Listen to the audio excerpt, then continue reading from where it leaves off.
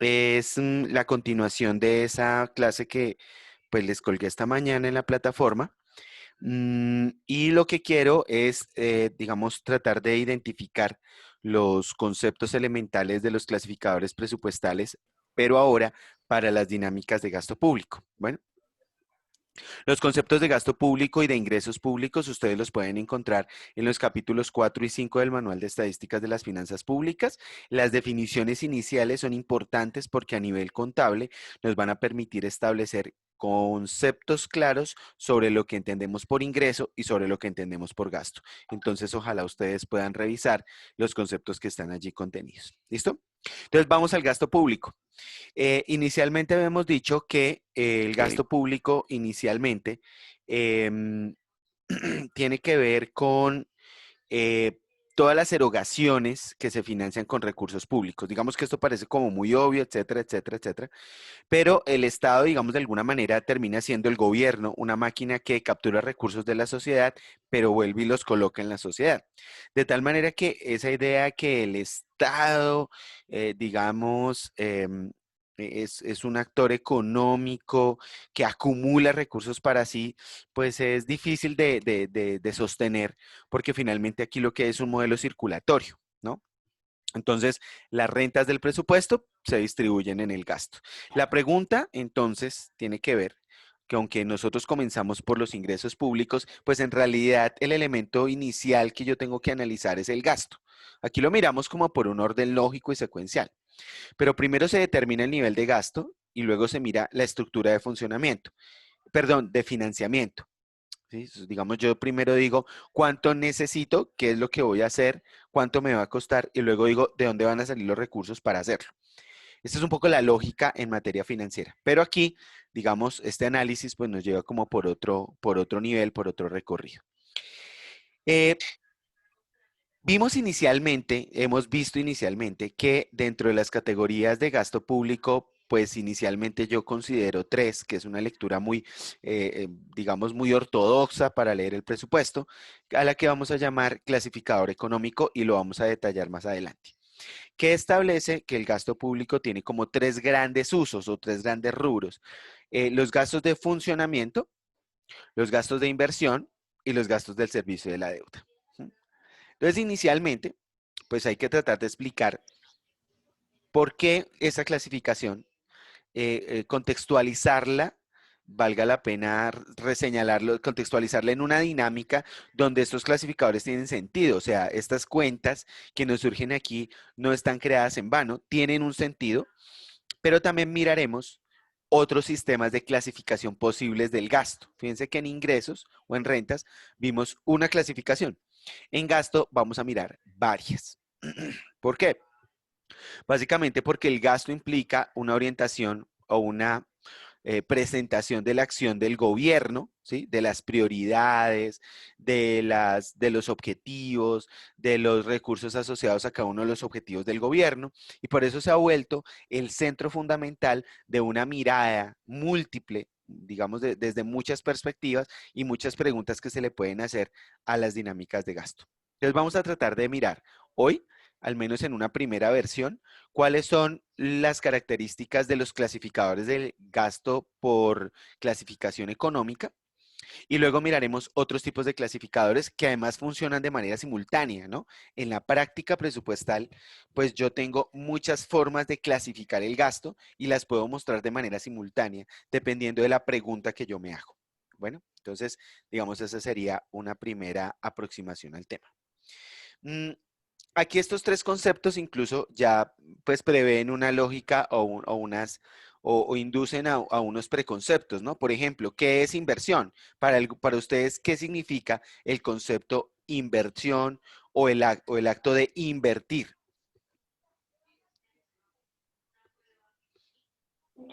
Profe, pues como aportar para algo que en un futuro, o bueno, a corto, mediano, largo plazo va a generar una ganancia. Ok, estamos hablando de un concepto muy propio de la mirada financiera. Fíjense que Juliet involucró el concepto ganancia, ¿cierto? Ganancia en un sentido contable es una utilidad es un excedente que se puede apropiar entre unos asociados, entre unos socios de una organización.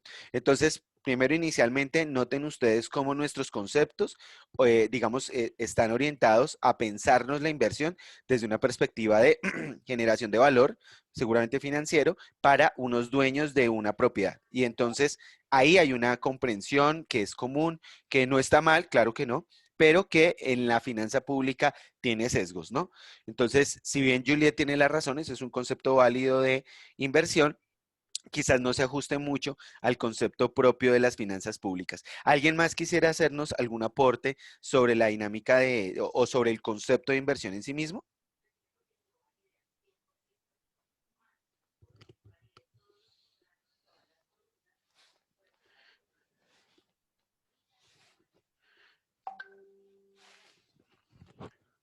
Todos a la vez, ¿no? Por favor.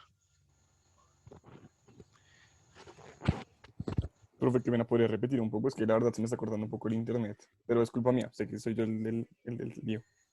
No, no te preocupes, cuéntanos. No, que si podría repetir un poco, es que no te escuché Ah, bien ok, porque se ok. cortó. Que digamos, cuando ustedes escuchan la palabra o el concepto de inversión, ¿qué se les viene a la mente? Es decir, ¿qué concepto le darían ustedes de respuesta a esa definición? ¿Cómo entienden inversión como concepto? La predisposición de un capital para que en un futuro se degenere un capital mayor. Listo. Entonces, Pablo, digamos, aporta una aproximación diferente y utiliza el concepto de capital. Listo, Pablo, yo te vuelvo la pregunta, qué pena es que yo en esto soy muy ignorante. ¿Qué es capital?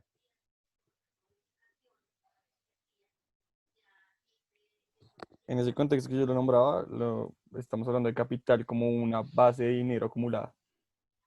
Ok, dinero. ¿Listo? Entonces, fíjense que volvemos a caer, digamos, un poco como en la mirada de o en una mirada financiera, ¿no? Es decir, volvemos al concepto de dinero. Dice Marcela que son todos los rubros destinados a la realización de proyectos estipulados en el plan de desarrollo. Sí, eso es una mirada interesante normativa, pero que yo quiero someter a debate hoy. Y más adelante lo vamos a someter a debate porque algunas de las discusiones sobre presupuesto tienen mucho que ver con los conceptos. Por ejemplo, la preferencia presupuestal por el gasto de inversión sobre el gasto de funcionamiento. Y a veces no es muy claro por qué esa preferencia. Digamos que el servicio de la deuda no tiene tanto lío, ¿no? Porque pues finalmente es pagar lo que debo, pero digamos la dualidad funcionamiento-inversión es bien interesante y ha servido incluso para establecer políticas de gestión financiera. En el Distrito Capital, durante la administración de Antanas Mocus, se llevó a cabo una reclasificación de un montón de rubros presupuestales, pasándolos del concepto de funcionamiento al concepto de inversión. Entonces, la pregunta que vale la pena hacerse es, ¿cómo entienden o cómo se entiende desde allí el concepto de inversión y por qué se hace esa reclasificación? ¿Había una intención política? ¿Había una intención quizás de divulgación de la información? Y efectivamente nos encontramos con que sí. Es decir, insisto, las clasificaciones contables y particularmente las presupuestales no son azarosas, es decir, no son cuestión del azar, no son de una definición objetiva, sino que permiten la gobernanza de la información contable. Yo con el concepto gobernanza, no gobernabilidad ni, digamos, control, sino gobernanza. Es decir, permite que quienes asumen esa información tengan una reacción preestablecida, predeterminada, ¿no? Si yo, por ejemplo, Marcela, tú que creo que pues estás por acá escribiendo, no sé si tengas eh, micrófono, pero si yo te dijera que en un país A el presupuesto de gasto es 100 pesos y el presupuesto de inversión es 200, y en un país B el presupuesto de funcionamiento, perdón, es de 200 y el de inversión es de 100, ¿dónde de esos dos países preferirías vivir y pagar impuestos? Si tú o si alguien más nos quiere ayudar con la respuesta mientras Marcela también está acá.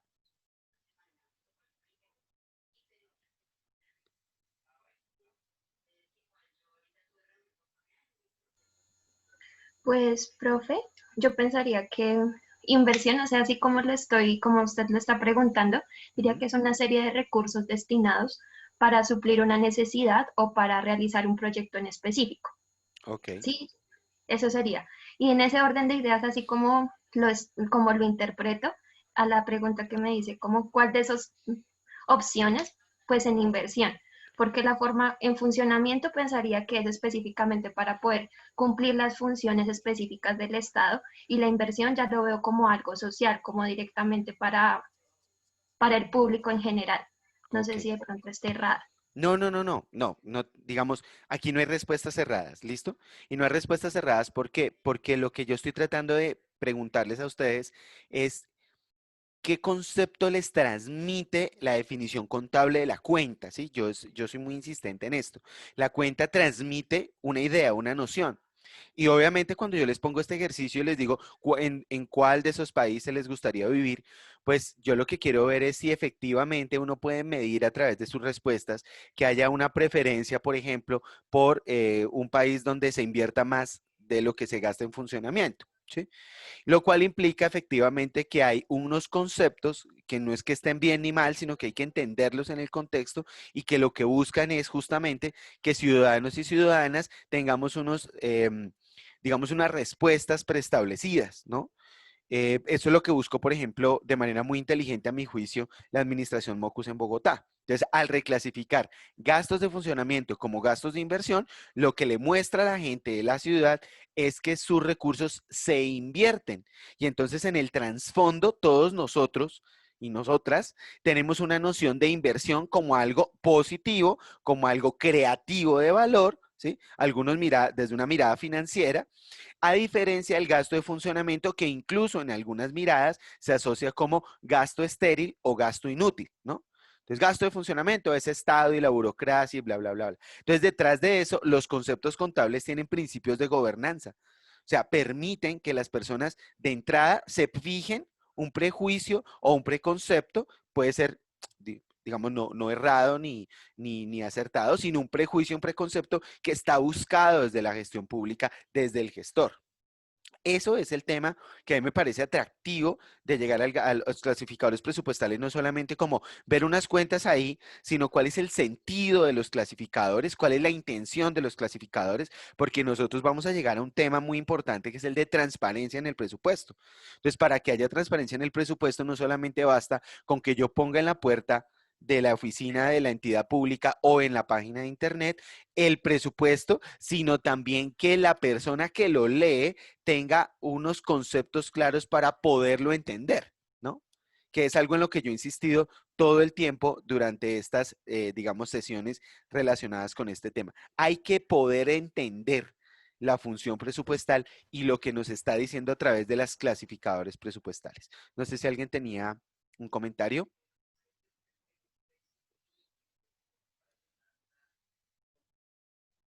Bueno, sin más preámbulos y un poco volviendo a establecer lo que a nivel teórico es nuestra pretensión, lo primero que vamos a abordar del clasificador económico es que se fundamenta en una noción, digamos, que podemos explicar históricamente y teóricamente. Entonces, desde lo teórico, lo que tenemos que mirar es cómo la dinámica de la economía de un país se desarrolla a través de ciclos. Entonces, digamos de alguna manera, todos ustedes en macroeconomía o en fundamentos de economía vieron o tuvieron la posibilidad de analizar los conceptos económicos básicos y seguramente en alguna clase algunos de ustedes se podrán acordar que la economía tiene unos ciclos o hablamos de los ciclos económicos. Originalmente la idea de los ciclos económicos se la debemos a un economista y un matemático ruso llamado Vasily Kondratiev, quien a principios del siglo 30, de los años 30 del siglo pasado, los propuso y analizó. Por eso se llaman ciclos de Kondratiev. Entonces los ciclos económicos, básicamente, y un poco la propuesta de Kondratiev, que no es tan original, ¿no? Había unos antecedentes de la propuesta de Kondratiev, dice que son como, digamos, comportamientos naturales de la economía. O sea, la economía se mueve en ciclos económicos, que como ustedes ven acá, son ciclos económicos eh, eh, un segundito, de recuperación, perdón, si quieren, comenzamos acá, de auge económico, luego viene una recesión, luego una depresión y luego una recuperación. Entonces, digamos, del ciclo económico nos explica muy bien el comportamiento, o nos explica de manera muy bien ajustada el comportamiento de una economía. O sea, las economías no siempre están en crecimiento, ¿sí? En el largo plazo están en crecimiento, pero en el mediano y en el corto plazo se comportan en términos cíclicos. Y también Kondratiev encuentra una cosa que es muy interesante y es la idea que, digamos, a medida que el ciclo económico es más alto, la depresión será mucho más profunda. Entonces eso, digamos, se constituyó como en una premisa, como en un tipo de modelamiento del desarrollo económico. Y pues obviamente esto tenía que estar mediado por el tiempo, por lo que sucedía entre ciclo y ciclo, es decir, entre un proceso de auge, depresión, recuperación, crisis, recesión, que son conceptos que nosotros, pues digamos, escuchamos todo el tiempo. Bueno, o sea, no son conceptos alejados de nosotros. Ahora, en ese sentido, los ciclos económicos pueden entenderse como, em, eh, pues digamos, em, indicadores de la salud de una economía, ¿sí? O sea, yo puedo decir que la economía está creciendo y me parece bien, y yo puedo decir que la economía está en recesión o en depresión y decir que eso es un tema que pues, nos da un diagnóstico inadecuado sobre el desempeño de esa economía. Y obviamente también implica que se convierte en una herramienta para identificar pautas de política económica que conduzcan a la economía al lugar deseado. ¿Cuál es el lugar deseado? Esa es la pregunta, o sea, ese es el problema que está en el fondo de los debates de teoría económica. ¿Qué hacer cuando una economía está en auge? ¿Qué debe hacer el Estado? Desde aquí, desde Kondratiev y desde los autores de su época en economía, como Keynes en Inglaterra, como Sombart en Alemania, pues digamos compartían la idea de que el Estado no podía quedarse quieto, esa idea del laissez-faire, el laissez-fairismo, ¿sí? Que es propia de la economía política británica o inglesa, pues digamos que aquí ya no se admite, ¿no? Que el Estado tenía que tener una posición. Entonces la pregunta es ¿cuál posición? La pregunta es si estamos en el auge económico, ¿qué debe hacer el Estado? Si estamos en una crisis, en una depresión, ¿qué debe hacer el Estado? Obviamente aquí viene la historia de Keynes, ¿no? De John Maynard Keynes, que, digamos, en presencia de una crisis tan profunda como la crisis del 29, pues lo que propone es una idea que en ese momento era decididamente, eh, eh, digamos, revolucionaria, innovadora, y era que el Estado tenía que tomar alguna posición respecto a la crisis. ¿Cuál? Eso es el debate.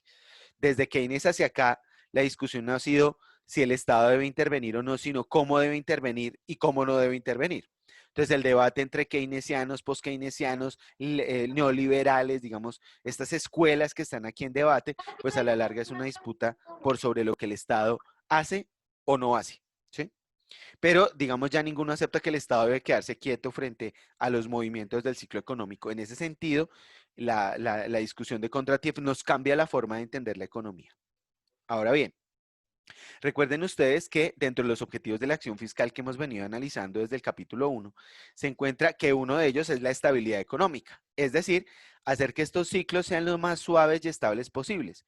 En la medida en que estos ciclos sean muy estables, ¿sí?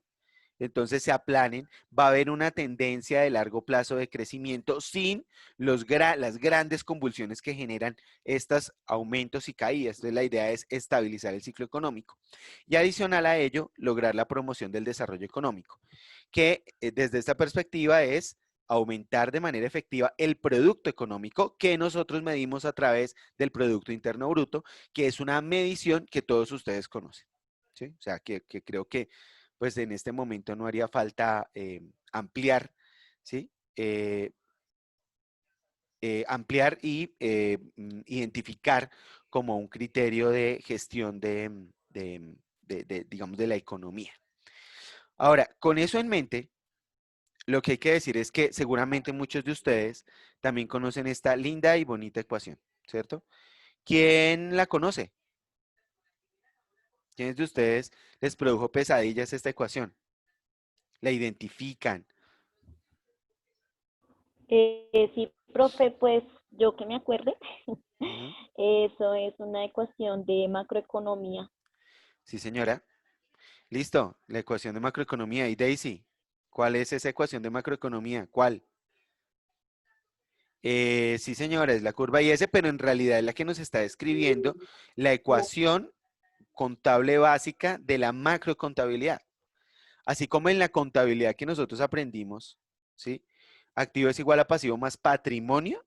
Esta ecuación es la ecuación que me describe el producto nacional, el producto interno o el ingreso nacional, cualquier definición que ustedes quieran buscar, como una equivalencia del consumo nacional más la inversión, más el gasto público, más la diferencia en presencia de una economía abierta, es decir, una economía que tiene relaciones internacionales de exportación e importación, pues la diferencia entre las exportaciones y las importaciones, que es a lo que llamamos la balanza cambiaria. ¿Sí? Y creo que para esto, digamos, esta ecuación para ninguno de ustedes es una sorpresa. Lo que posiblemente sí les pueda sorprender es que esta ecuación, digamos, se la aprenden mucho en economía, pero en realidad es el resultado de una identidad contable, ojo, esa es la identidad fundamental de los modelos de macrocontabilidad. ¿Sí? O sea que el origen de la idea de la macroeconomía está en el fondo, en una técnica contable que se fue desarrollando con el tiempo y que se perfeccionó a través de los modelos de insumo-producto. ¿Listo?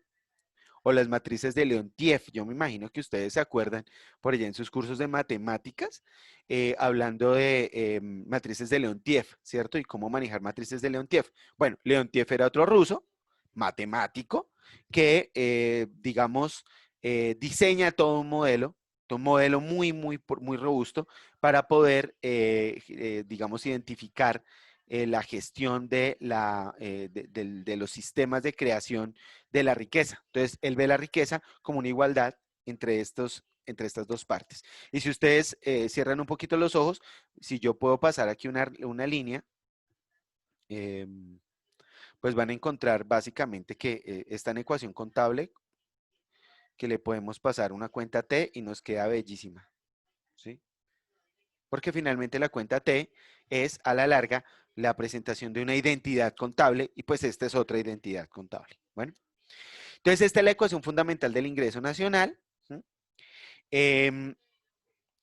¿Por qué estoy metiendo esto? Porque fíjense que luego este componente que yo tengo acá, este componente G, es el gasto público.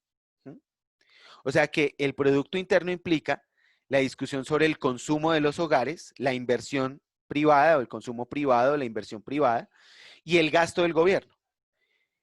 Como es una discusión de economía política, la pregunta es, como el gasto del gobierno aquí no es estéril, es positivo, ¿sí? O sea, tiene una influencia en el PIB. Digamos, esta ecuación la utiliza Keynes para desarrollar una gran cantidad de postulados, porque aquí pues parece obvio, ¿no? Pero pues vamos a mirarla. ¿Qué pasa si G aumenta?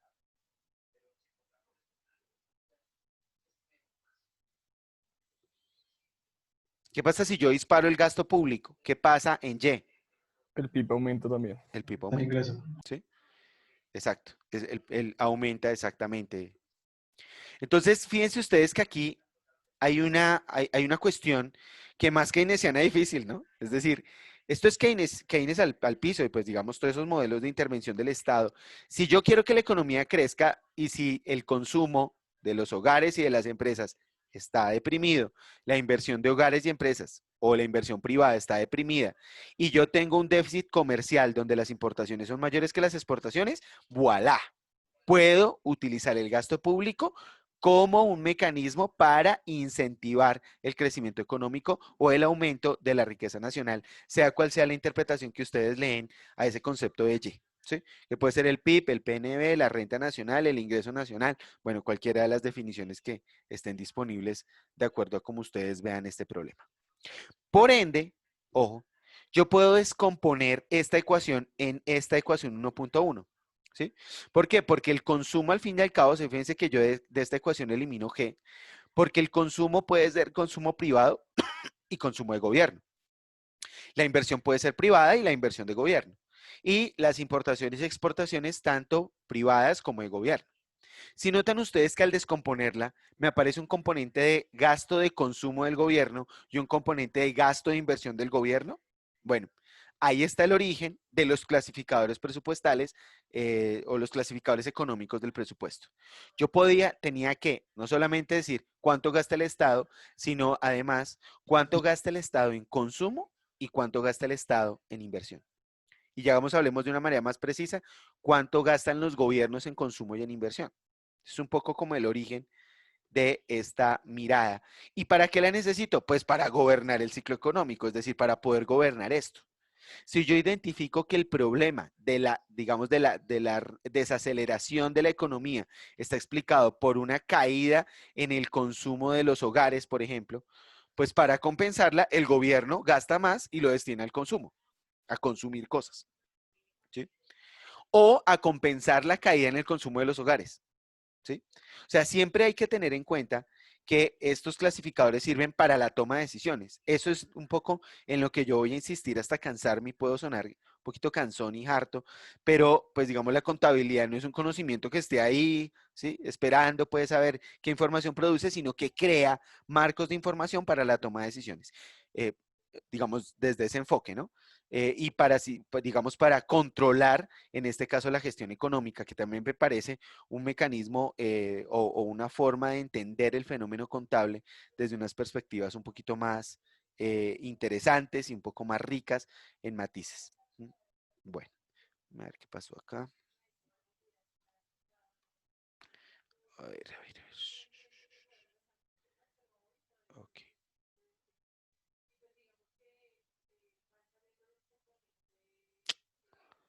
perdió. Deme un segundo porque ahora hay un problema acá.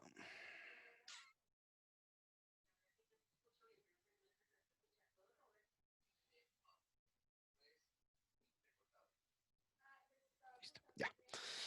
Entonces, el clasificador económico tiene tres grandes componentes. El primero, que es lo que se llama el gasto corriente, según el concepto que define el Manual de Estadísticas de las Finanzas Públicas, pero también se puede conocer como gasto de funcionamiento o gasto de consumo, es decir, son como equivalentes, ¿no? Entonces, el gasto corriente, gasto de consumo o gasto de funcionamiento hace referencia a todos aquellos gastos que están relacionados con el consumo de bienes y servicios por parte del gobierno que son fungibles en el corto plazo, ¿sí? O desde otras definiciones, aquellos gastos que permiten el funcionamiento normal de la estructura del gobierno. ¿Sí? Y aquí es donde yo quiero hacer, digamos, parar un segundo. Pregunta, ¿qué sería, por ejemplo, de una policía sin policías? Puede ser estúpido, ¿cierto? La pregunta es estúpida. ¿Qué sería de la administración de justicia sin jueces? Entonces, el gobierno para funcionar necesita, pues, personas, fundamentalmente personas. No solo personas, pero fundamentalmente personas. Porque son la gente, las personas, los burócratas, los que ejercen una función pública temporal, específica, se les paga por ello. ¿Mm? Entonces aquí hay que entender que el Estado sin burocracia no funcionaría. ¿Mm? Esa idea según la cual algunos dicen que lo que hay que hacer es que el Estado es muy grande y que hay que despedir trabajadores, pues eso hay que verlo con pues, más detenimiento, ¿no? De hecho, incluso es contradictorio, porque cuando vemos problemas de inseguridad, lo que estamos reclamando es que haya más policía, es decir, aumenten el gasto de funcionamiento y tráiganos más burócratas con bolillo y con revólveres para que nos cuiden. ¿Mm? Entonces, ahí está, digamos, la enorme contradicción de la idea del Estado. El Estado no funciona sin burocracias. Sí, y digamos, los estados todavía, no sé si en un futuro, digamos, pero todavía el poder de los estados y de los gobiernos se ejerce a través de personas de carne y hueso, no de abstracciones. Entonces son esas personas de carne y hueso las que conforman el primero de los grandes componentes del gasto de corriente o el gasto de funcionamiento, que son los gastos de personal y las contribuciones a la nómina respectivas. ¿Listo? Que son las retribuciones a los empleados del Estado, que son vinculados bajo cualquier tipo de forma contractual en la nómina, y esto aquí va a tener un problema luego de presentación, porque esta es la definición del manual, ¿no? Por ejemplo, entonces usted diría que cualquier persona que yo contrate, sin importar el régimen contractual, debería registrarse como gasto de personal. Vamos a ver más adelante que eso pues no es tan así. Luego vienen los gastos generales, que son gastos que están vinculados al mantenimiento general de las infraestructuras, los servicios de aseo, ¿m? Em, vigilancia, papelería y todos aquellos que soportan el funcionamiento adecuado de la gestión de la entidad pública. ¿M? Em, entonces, pues digamos, son como los elementos necesarios para que el Estado, pues digamos, funcione en términos de las infraestructuras donde están los burócratas. Luego vienen los gastos de intereses, que son los costos relacionados con los créditos solicitados por el gobierno y en los cuales también se incluyen comisiones, seguros y otros gastos. Los subsidios, que corresponden a pagos en efectivo o gastos empleados en la producción de bienes en especie, orientados a garantizar el acceso de la comunidad a un determinado bien o servicio esencial. O sea que los subsidios adquieren como dos formas. Una, como pagos en efectivo para que una persona pueda adquirir un bien o servicio del cual no debería excluirse. ¿Mm? O gastos empleados en la producción de bienes en especie, por ejemplo, en una universidad pública. Digamos, la universidad pública recibe subsidios porque una parte del recurso se le gira a la universidad para ayudarla a cubrir sus gastos de operación o sus costos. Luego vienen las transferencias corrientes, que son los giros de recursos en dinero o en especie a otra unidad de gobierno para que ésta realice gastos corrientes, o sea, gastos de consumo, gastos de funcionamiento. Y luego viene otra categoría que se llama otros gastos, que son pues categorías relacionadas con compensaciones, sanciones, multas y cualesquiera otros que sean reconocidos como corrientes. Entonces hay unidades de gobierno que tienen que pagar sanciones, multas o compensaciones que no están registradas en las otras cuentas que están allá atrás. Entonces esta es la primera gran clasificación del clasificador económico. Luego vienen los clasificadores o el segundo de las grandes cuentas es la clasificación del gasto de capital. Cuando decimos la clasificación em, de gastos de capital, pues hacemos referencia a todos aquellos gastos, un poco como en la idea que ustedes estaban apuntándole ahorita, todos aquellos gastos que están orientados a crear, ampliar, mejorar o recuperar la capacidad de producción o provisión de bienes o servicios por parte del Estado. Esta no solamente es una definición teórica, sino es una definición normativa que está en el decreto 1245 del año 2012, que compendia toda la estructura del sector de planeación. Entonces dice, ojo con esto, voy a volver a ser un poco reiterativo.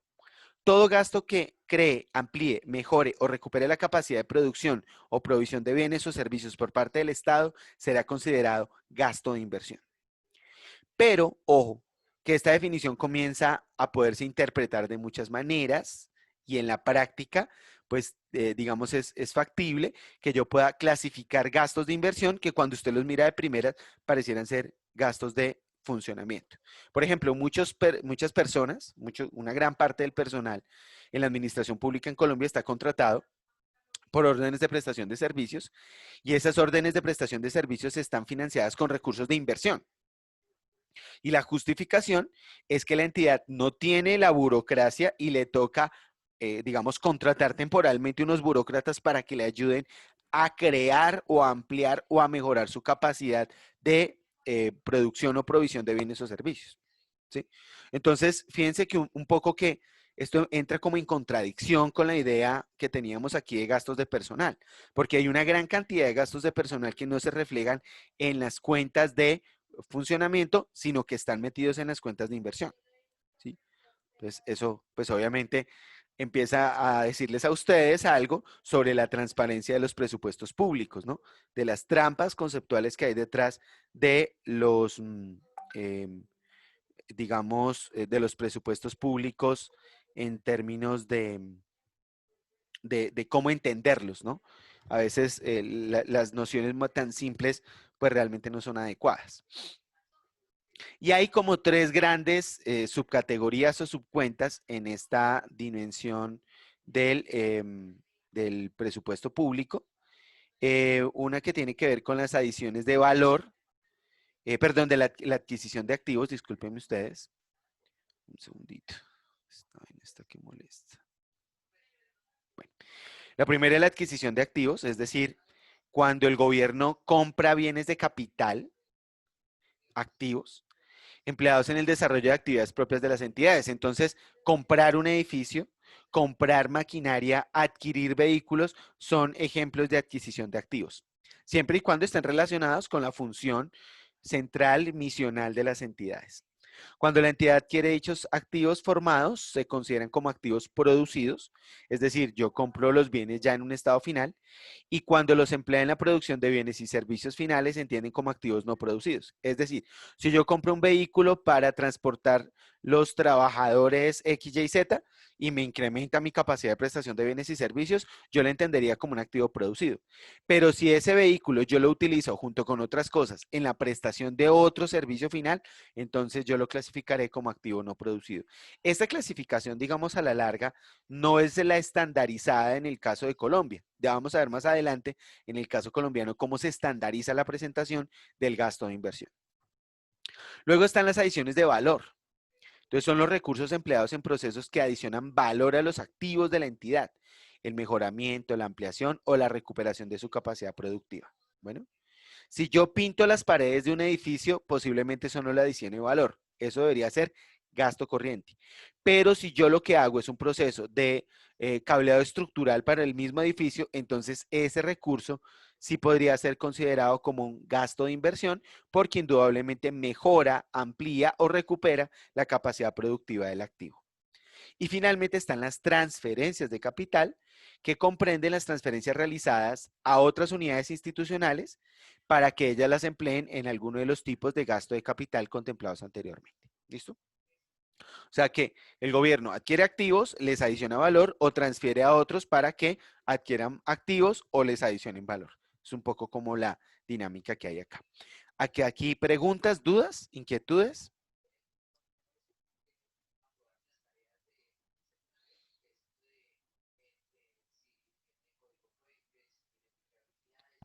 No, profe. Bueno, listo. Entonces, espérame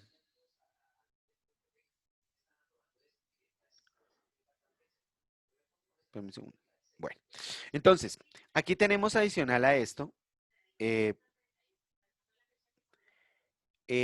un tercer, digamos, clasificador, que es el del servicio de la deuda, ¿no? Entonces aquí básicamente lo que hacemos es clasificar los recursos que devolvemos a quienes nos los prestaron. O sea, una parte de la función del gasto público es pagar las deudas adquiridas para financiar el presupuesto.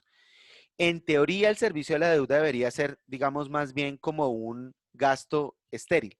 Es decir, si a mí me prestan 100 pesos, devuelvo 100 pesos. Pero aquí el juego es la intertemporalidad y la capacidad de pago. Esos aspectos de intertemporalidad y capacidad de pago los analizaremos en la parte final de este curso cuando estudiemos los temas de política de endeudamiento, ¿no? Entonces, el servicio de la deuda, ¿cómo se discrimina? ¿Cómo se distribuye? ¿Cómo se...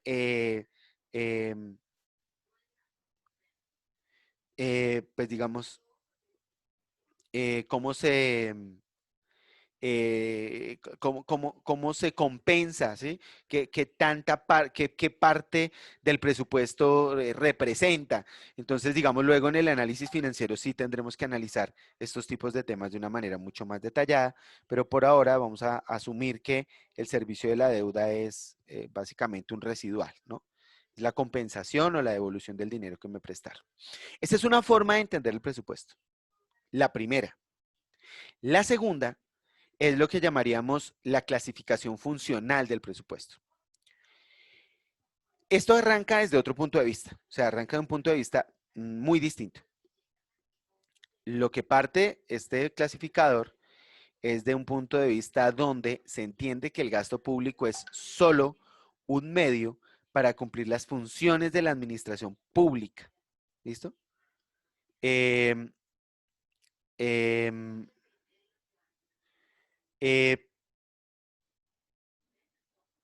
espérame un segundo. Listo. Y entonces las funciones de la administración pública son en realidad las funciones del Estado. O sea, el Estado no se puede ver solamente como el gobierno, perdón, como una máquina de regulación económica, sino que también hay que verlo desde una mirada funcional. ¿Para qué funciona? ¿Para qué sirve? ¿Para qué necesitamos el gobierno? Eh, por ende, digamos de alguna manera, este clasificador me permite establecer cuáles son los usos reales del presupuesto, es decir, en qué funciones del Estado se emplean los recursos de gasto. Y este enfoque responde de manera adecuada a la pregunta en qué se usan los recursos públicos. Por ende, el enfoque de clasificadores funcionales es muy importante, es clave en los procesos de rendición de cuentas y de control social. ¿Sí? Porque yo ya no pregunto, oiga, esta entidad, digamos, cuando yo digo funcionamiento, inversión, deuda, pues quizás eso no me dice mucho. O sea, cuando yo voy al Ministerio de Educación y pregunto, señores Ministerio de Educación, ¿cómo se gastaron el presupuesto? Entonces ellos dicen, en funcionamiento tanto, en inversión tanto y en deuda tanto. Y eso pues no me dice mucho. Pero si yo empiezo a decir, pero es que usted es el Ministerio de Educación, perdón, y es un Ministerio de Educación que tiene unas misiones, unas funciones muy específicas, muéstreme qué parte del presupuesto se gastó en esas funciones, porque es, pues, digamos, las entidades son multifuncionales, ¿no? Tienen unos rangos de funciones. Voy a darles un ejemplo. Ustedes sabían que el ejército tiene escuelas, eso lo sabían, ¿cierto? Me imagino. ¿Ustedes sabían que el ejército tiene hospitales? Me imagino que lo sabían. Sin embargo, fíjense que las funciones del Ejército Nacional no son ni las de prestar servicios de salud ni las de prestar servicios educativos, sino que sus funciones están relacionadas con la defensa de la seguridad nacional. Si yo pregunto al Ministerio de Defensa o al Ejército en particular, oiga, por funciones, su presupuesto, ¿cómo se descompuso? A mí me sorprendería mucho si ellos dijeran, oiga, no, el 80% de mi presupuesto se fue en la función de salud. Entonces uno diría, venga, pero estos carajos son un ejército o son un hospital o son un ministerio de salud. ¿Qué son?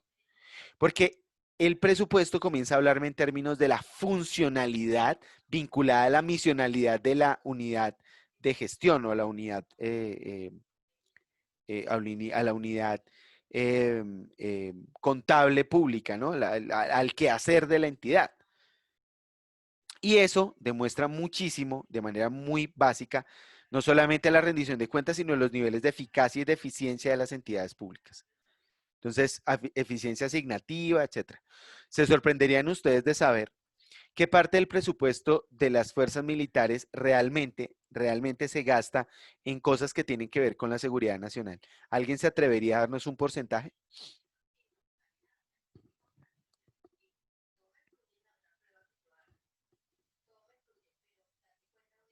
¿Nadie?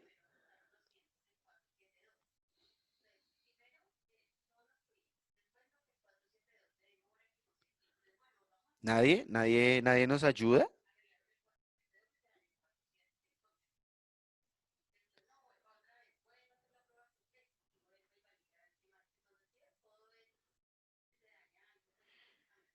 Sí, digamos, por ejemplo, uniformes, por ejemplo, cuánto se le paga a los soldados, ¿sí? Cuánto se invierte en armas, digamos que es la seguridad nacional, en aviones, en equipos, en barcos, en el mantenimiento de todas esas cosas. ¿Cuánto creen ustedes que se gasta en esas funciones o en esos elementos del gasto militar en Colombia? Profe, pues, perdón el ruido, es que salí Tranquila, tarde Jessica, del trabajo. tranquila, tranquila. Eh, pues, hasta donde tengo conocimiento es el segundo presupuesto de la nación, todo lo que tiene que ver con defensa, pero no tengo el dato exacto, pero sé que es el segundo a nivel nacional, segundo presupuesto más alto. Bueno, en realidad es el tercero porque primero viene el servicio de la deuda, luego la educación y luego la defensa y la seguridad, en realidad defensa. Profe, Em, pero yo también diría que sea un muy buen porcentaje en las pensiones, ¿no? Que es sí, como señor. lo que más gasta. Sí, Se van depende de eso. Yo también pienso lo de mismo. 38 billones de pesos que tiene el gasto militar para el 2021, 14 billones se van en pensiones. 7 en la Es, policía y 7 en el ejército, más o hoy menos. me pasó algo curioso, es que estaba en el parque sacando a mi perra y una señora se me acercó, súper social la señora, ¿no? Empezó como a hablarme de todo, de la vida. Tenía por lo menos que unos 65 años y ella me contó pues que vivía en Estados Unidos, trabajaba allá, pero que ella empezó de abogada o sea, en la fuerza militar y que pues ella se pensionó con 20 años de servicio, pero que en ese tiempo, cuando trabajaba 8, le valían por 2, entonces eran 16, y con esos 16 generaron 4 años de vacaciones que nunca tomó, entonces trabajó 8 años y se pensionó en el militar, y Ujú. pues, o sea, que habrá salido porque ya me dijo que entró a los 14, entonces habrá salido a los 22 años, de 22, 23, pongámosle. Y desde los 23 años hasta ahorita, que tiene, Tiene pensión. sí, la señora ya debe tener como unos 60 y algo de años, pero es una pensión que literal ni siquiera usa porque ya lo que me decía que ya vivía en Estados Unidos, pero que esa pensión le serviera para cuando venía a Colombia no quedarse sin plata. Sí, Entonces, posiblemente. me ¿Mm? imagino que deben haber muchísimos más casos de gente que se pensionó a los 23, 24 años y sigue recibiendo plata todavía.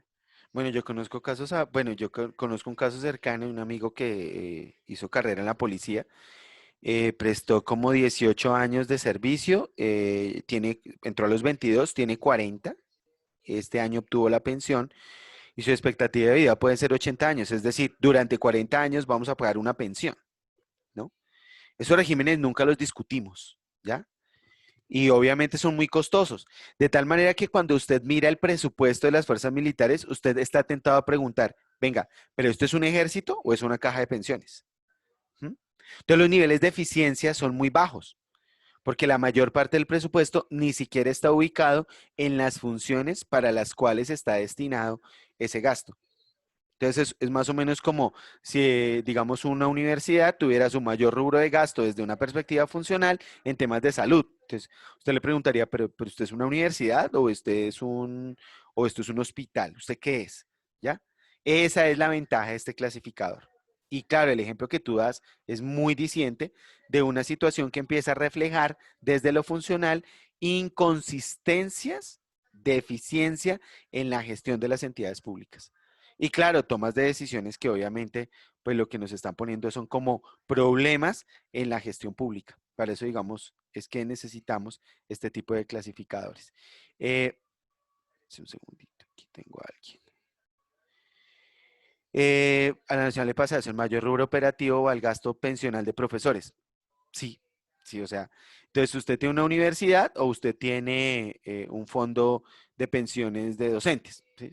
Es la pregunta que uno podría hacerse. Ese es un poco el tema de fondo.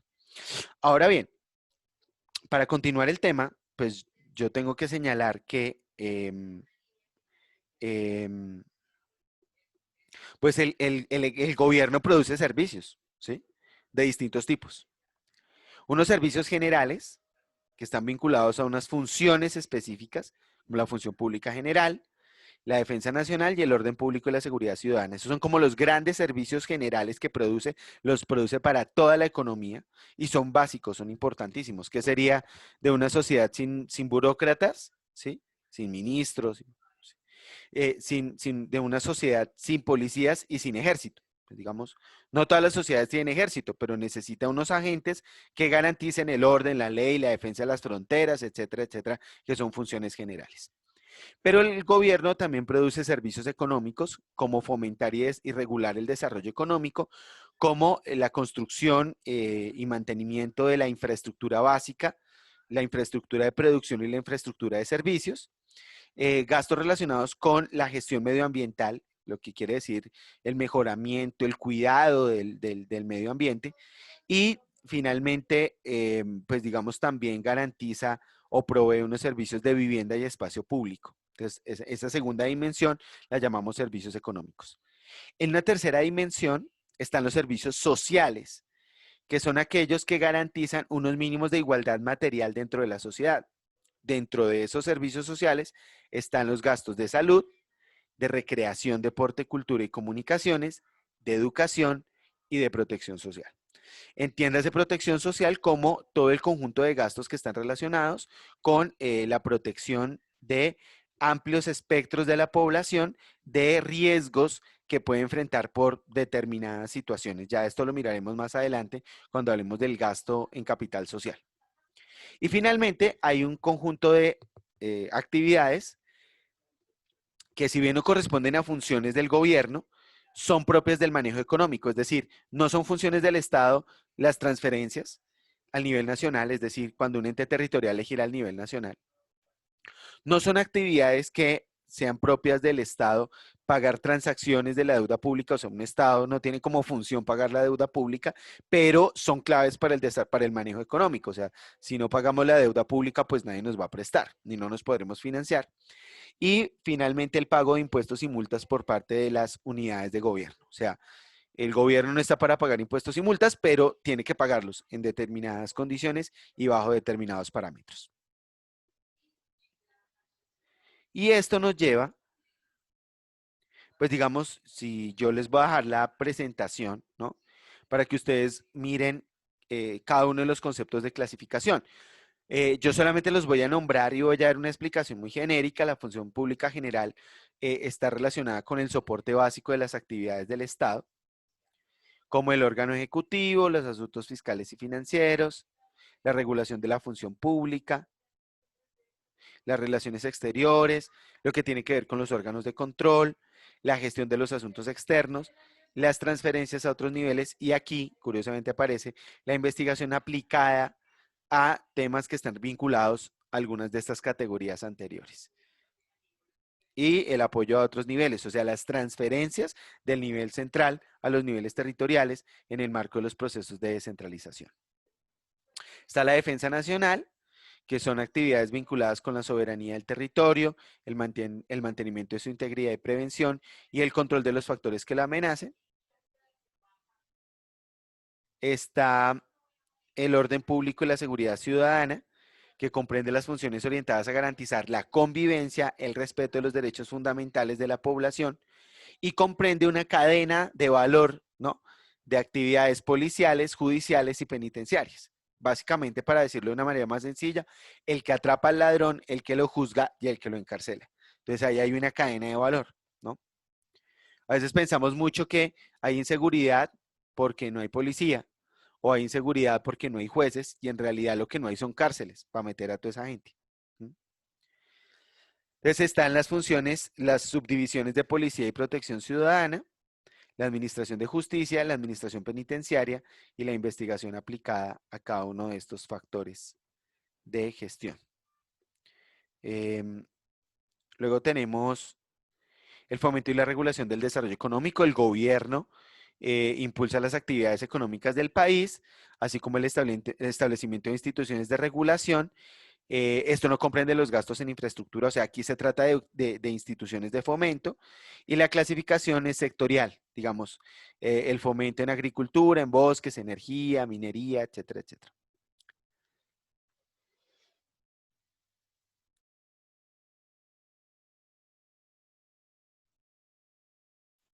Luego viene la infraestructura básica para la producción y prestación de servicios. Ahora sí incluimos toda la infraestructura, la construcción de infraestructura física para la prestación de diversos tipos de servicios económicos, ya al igual que la clasificación anterior también está por sectores, ¿no? Entonces habrá un sector de infraestructura educativa, un sector de actividades industriales, un sector, bueno, etcétera, etcétera. Están las funciones de medio ambiente, donde pues se acumulan los gastos destinados a la financiación de la prestación de los servicios ambientales que preservan ecosistemas y equilibrio ambiental, así como las instituciones encargadas de la regulación y el fomento del uso sostenible de los recursos ambientales en varios aspectos puntuales como el control de la contaminación, el manejo de aguas, la protección de la biodiversidad y el fomento y la regulación del medio ambiente. O sea, digamos, lo que tiene que ver con todas las corporaciones autónomas regionales aparecería desde un clasificador funcional acá. Luego vienen las funciones de vivienda y gasto y espacio público, perdón, que son procesos relacionados con la construcción de vivienda y desarrollo de espacio público, porque, ojo, la construcción de viviendas propiamente dicho está en el de infraestructura económica. Aquí solamente se tienen en cuenta los gastos vinculados a la regulación, ¿sí? Construcción y provisión vinculada a la regulación vinculada a la construcción y provisión de vivienda y servicios complementarios y a la investigación en estos temas. O sea, digamos, básicamente aquí encuentres lo regulatorio. En salud, comprende los gastos orientados a la prestación de servicios orientados a la recuperación de los niveles adecuados de salud, así como la prevención de enfermedades de la población a través de actividades de fomentos, promoción y regulación de los servicios. Entonces, las subpartidas son producción o adquisición de productos y servicios médicos, contratación y prestación de servicios de salud, y fomento, coordinación y regulación de recursos de servicios en salud.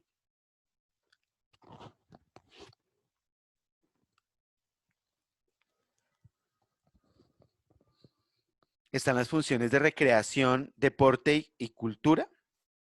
Pues digamos, son gastos destinados a la infraestructura, escenarios deportivos y culturales, parques, em, pues digamos,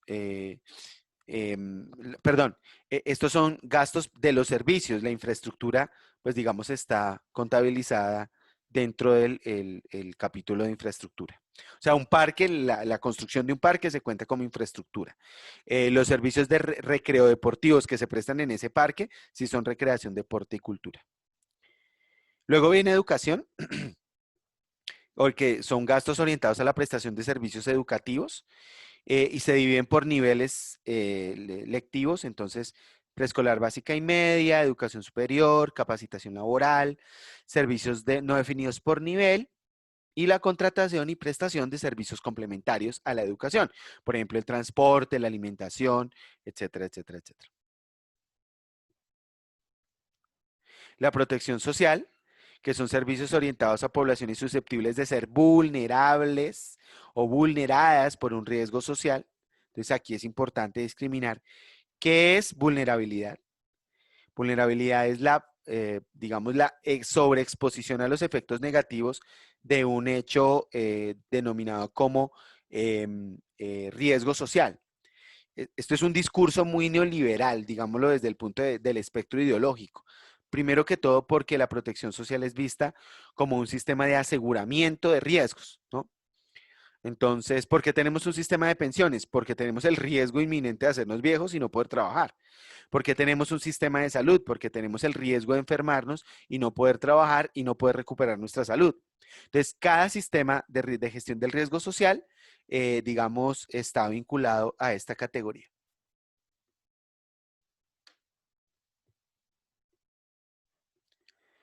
Y aquí, digamos, las categorías son atención de invalidez y limitados físicos, ancianos, familia, niñez y juventud, desempleados, grupos étnicos, población socialmente vulnerable o excluida, prevención y atención de desastres, subsidios a las familias vinculados a temas de protección social, como por ejemplo subsidios a la nómina o subsidios de tipo transferencias monetarias, bueno, las pensiones y las cesantías. Luego viene las actividades que no corresponden a funciones, que básicamente son tres: las transferencias de los niveles territoriales al nivel nacional, las transacciones de la deuda pública y los impuestos y multas.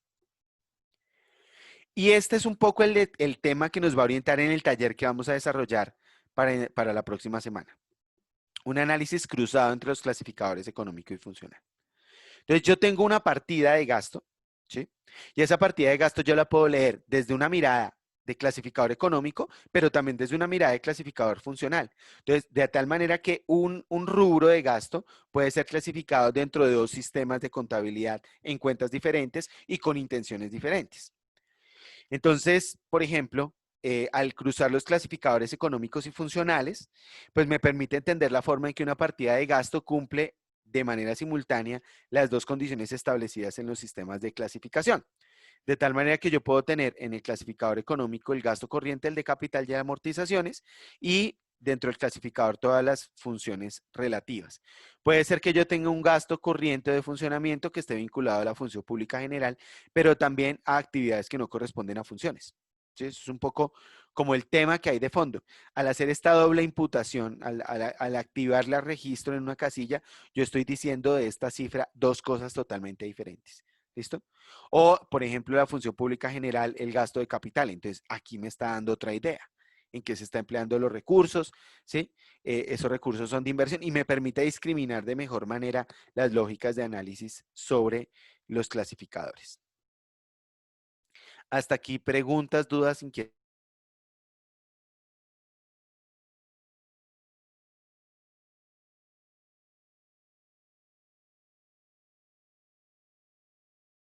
Bueno, luego tenemos un tercer tipo de clasificadores que llamamos clasificador por formación de capital. Es mucho menos conocido, mucho menos empleado realmente en la gestión pública, pero tiene un discurso muy interesante por su lógica de composición. Lo primero que dice este clasificador es que el gasto público, para que contribuya al bienestar y al desarrollo, debe dirigirse prioritariamente a la formación, conservación y mejoramiento de las 4 modalidades de capital. Miren que al principio, cuando yo les pregunté a ustedes qué era capital, alguno de ustedes, creo que si mal no fue Pablo, me dijo, no, capital lo que tiene que ver como con el dinero, la plata. Bueno, eso es un tipo de capital. Es un tipo muy específico de capital. En realidad, Pablo capital es, solo piensa en plata. sí, pues sí, eso está bien. No, Pero no, ¿cómo se le ocurre? digamos que el capital o digamos las discusiones sobre el capital son mucho más amplias, ¿no? Porque en realidad el capital tiene que ver con las potencialidades productivas de una cosa, de un objeto o incluso de una abstracción, porque el dinero es abstracción, pero pensamos en él como capital en la medida en que nos permite generar más riqueza a partir de una situación inicial dada. Pero también hay otros tipos de capital, no necesariamente el capital financiero es el único tipo de capital, hay otros tipos de capital.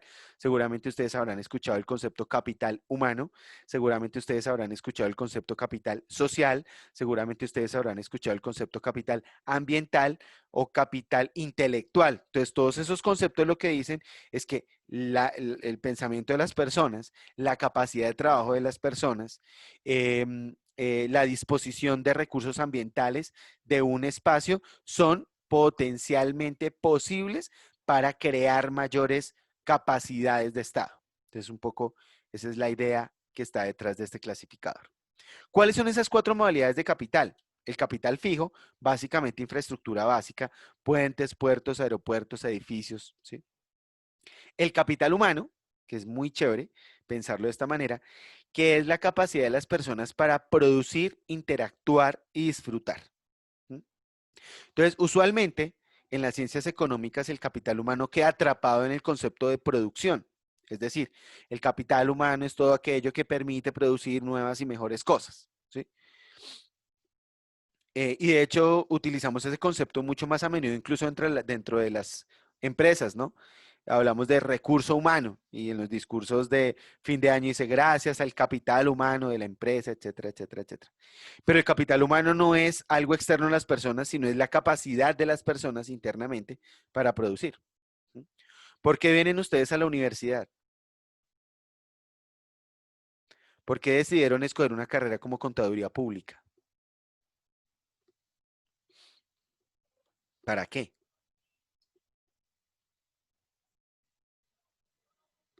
¿Ni idea? ¿Están muy tímidos? ¿No saben por qué? Enid, Profe, pues yo creo que la mayoría de nosotros, bueno, digamos, yo hablo por mí, pero sí he visto en mis demás compañeros también que muchos como que antes de conocernos y de hacer todo este proyecto y toda esta, bueno, se me olvida el nombre, como proyecto de vida, ¿sí? Entonces, o sea, nosotros como que quisimos irnos por el lado de las finanzas, de la contabilidad, de las ciencias económicas, digamos, a mí, yo hablo por mí, sí, sí lo quise desde un principio. O sea, digamos, antes de uno entrar a la universidad, como que no sabe realmente lo que se va a enfrentar, pero sí, o sea, es un reto que asumí y siempre sentí que esa era como parte de vocación y pues ya ahorita ya la estoy experimentando realmente. ahora sí te convenciste. Pero bueno, Juliet, me parece chévere, pero yo te voy a hacer una pregunta toda más categórica. Cuando tú saliste del colegio y tú hubieras, no sé si te pusiste a buscar empleo o no, pero si hubieras buscado empleo, ¿cuánto crees que te pagarían saliendo del bachillerato? Profe, pues cuando yo salí tenía ya los 18 recién cumplidos, entonces pues o el mínimo, depende del trabajo, o Ujú. de pronto menos por lo que pues era recién bachiller o no tenía ¿cierto? experiencia o algo así. Bueno, entonces tú te dedicaste a estudiar y cuando termines tu carrera, ¿cuánto aspiras ganar como contadora? Pues, profe, la verdad no sé con exactitud decirle, pero sí, Pero no es un sí, mínimo, ¿verdad? no, No no creo. es muchísimo más, pues depende del trabajo que uno tenga, pero sí, o sea, yo he escuchado que en muchas partes, digamos así, recién egresado el contador, o bueno, la contadora así en general, por ahí que unos 2 millones algo, o 3 millones, sí he escuchado. Listo. Entonces, ¿qué te proporcionó la educación? Un capital de trabajo, digamos, una formación que te permite incrementar tu capacidad productiva. ¿Estamos? ¿Sí ves? La educación es un medio para incrementar el capital humano, porque si no hubieras tenido acceso a la educación, digamos a la educación superior, posiblemente tendrías que estar trabajando y te estarían pagando un salario mínimo y quizás en un trabajo pues que no tuviera un estatus muy alto, ¿sí? Aquí tenemos un debate en el chat sobre si la contaduría pública es rentable o no. No sé, no sé en qué términos hablamos de rentabilidad. Si se tratase de rentabilidad personal, pues es una respuesta. Si se tratara de, de rentabilidad, digamos, social, es otra respuesta diferente. No, claro, o sea, yo no les llamo a mentiras. Si se trata de rentabilidad personal, es decir, de que usted vaya a ganar mucha plata, pues ahí la respuesta es una, ¿sí? Posiblemente no les guste mucho, pero esa es una respuesta. Si le van a hablar desde otro tipo de rentabilidad, como la rentabilidad social, de tener contadores públicos que den fe pública y desarrollo, esa es otra historia, ¿no? Entonces, por eso digamos, hablar de rentabilidad tanto en términos monetarios a veces es complicado. Pero no se desanimen, o sea, en efecto no se desanimen porque eh, básicamente eso tiene no solamente ese factor en juego, sino muchos otros, ¿no? Em, yo, ¿por qué elegí esta carrera? Francamente, así se los digo, porque cuando yo salí del colegio, yo entré a trabajar en una empresa donde era mensajero y trabajaba para el área de contabilidad, para el área de tesorería. Y mi jefe era, em,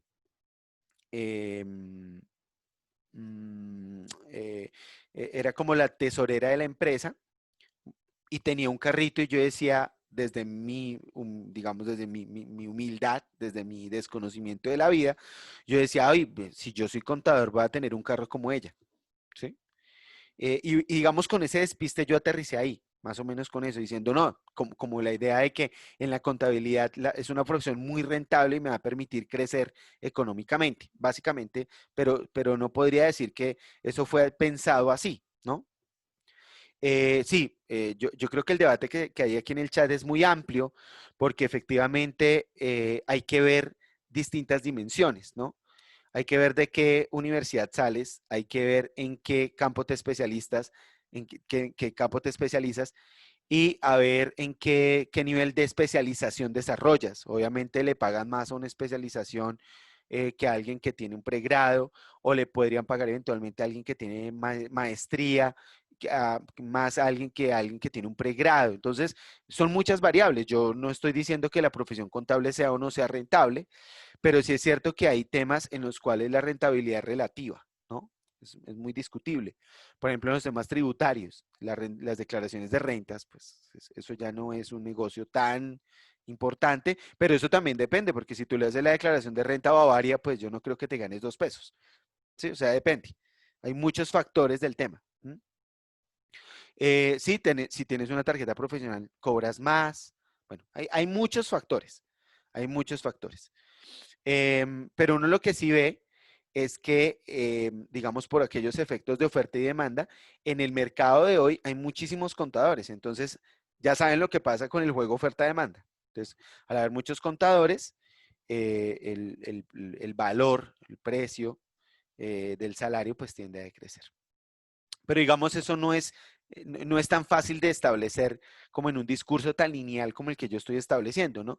No es que hay más contadores y entonces les pagan menos, no, eso depende de muchísimos conceptos, de muchísimos elementos que confluyan en ese tema. Lo que sí es indudable, por ejemplo, es que posiblemente le pasó a muchos de ustedes, ¿no? Em, su papá o su mamá dijo, yo quiero que el niño estudie en este colegio, usualmente privado, porque es que ya sí salen bien preparados. De hecho, incluso la educación tiene un elemento como formador de capital humano que es todavía más tremendo, que a veces no nos damos cuenta, y es el tema de la élite. Digamos, lo importante en la educación no es tanto lo que aprendes, sino con quién te sientas al lado, ¿vale? O sea, si tú vas a estudiar contaduría internacional en los Andes, contabilidad internacional en los Andes, pues tú no te vas a sentar con el hijo de la vecina. ¿Sí? Si tú estudias economía en los Andes, no te vas a a sentar al lado del hijo del vecino, ¿ya? Porque, digamos, de alguna manera, estas instituciones, la nacional tiene esa particularidad, ¿no? ¿Sí? O sea, con quién te sientas. La Santo Tomás, con quién te sientas. Eh, y pues depende de muchos factores, del azar, del destino, de la capacidad, de la institución, de la formación. O sea, son muchísimas, muchísimas cosas que no es fácil entenderlas. Lo que sí es claro es que la educación es un tema, es un servicio que debería proporcionar el Estado, proporciona en partes, em, em, y que, pues digamos, de alguna manera genera mucho capital humano. Sebastián, ¿se imagina que Pablo llegara a ser ministro de Hacienda o contador general de la Nación o contralor general de la República? Sí, Pues entonces, por eso es que le hablo tanto a Pablo, ajá, profe, que lo tengo eso, ahí, hay lo que tengo tenerlo en el es bolsillo. claro, ahí está mi futuro. No, profe, la política en este país ya es un intento fallido y es muy difícil. Bueno, depende cómo la quieras ver, ¿no? Habría que ver. Bueno, Bueno, me pero para refiero eso en también el... hay que tener capital, pero de otro tipo, ¿sí? Así sea en Sí, otro país, exacto. Pablo, no importa. Yo le copio para que me lleven donde sea. Hay otra potencialidad del capital humano, mientras ustedes cuadran ahí sus relaciones de poder, que es la capacidad que tienen las personas para interactuar. ¿Sí? Es decir, interactuar en todos los sentidos de la palabra, interacciones sociales, interacciones personales, interacciones laborales. Entonces aquí es donde yo hablo también mucho de la educación y me gusta hablar de la educación porque la educación no es la única que forma capital humano, pero sí es donde estaba muy puesto el debate en los últimos años y es porque esa capacidad de interacción nos pone en distintas lógicas de relacionamiento. Entonces yo los voy a invitar a pensar, ¿sí? Eh, mm, ¿Quiénes serían su círculo de amigos si ustedes no hubieran entrado a la universidad? O sea, es una pregunta importante. ¿Dónde estarían estudiando? ¿Con quién se hablarían? ¿Cuál sería su nivel, por ejemplo, de hablar una segunda lengua? Entonces, la educación superior diferencia eso porque proporciona un capital humano que nos permite interactuar de muchas maneras, ¿no? Por ejemplo, estamos haciendo una interacción en unos lenguajes que son crípticos para los demás. Yo esta clase no la podría dar a un público que no tuviera el bagaje conceptual y profesional que tienen ustedes, porque posiblemente no me entenderían. Yo tendría que utilizar otras categorías y lo que implica es que yo puedo tener un nivel de relacionamiento mucho mayor. Eso es clave desde la teoría del capital humano porque muchas veces, aquí yo veo muchos de ustedes hablando, por ejemplo, yo voy a rescatar un comentario que me parece muy bonito de Isabela, dice, de las capacidades que tenga cada profesional y cómo las utiliza también. Eso es cierto, ¿sí?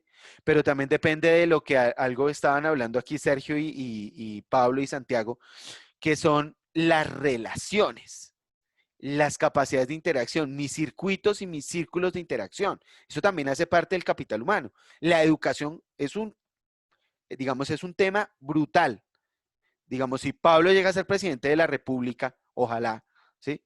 Fíjense que ahí tiene dos personas que conoció desde la universidad y entonces ese círculo relacional le va a permitir que independientemente, no estoy diciendo que no sean buenos profesionales, pero que ceteris paribus en la aplicación profesional, ellos van a tener una ventaja porque tienen un relacionamiento social más amplio.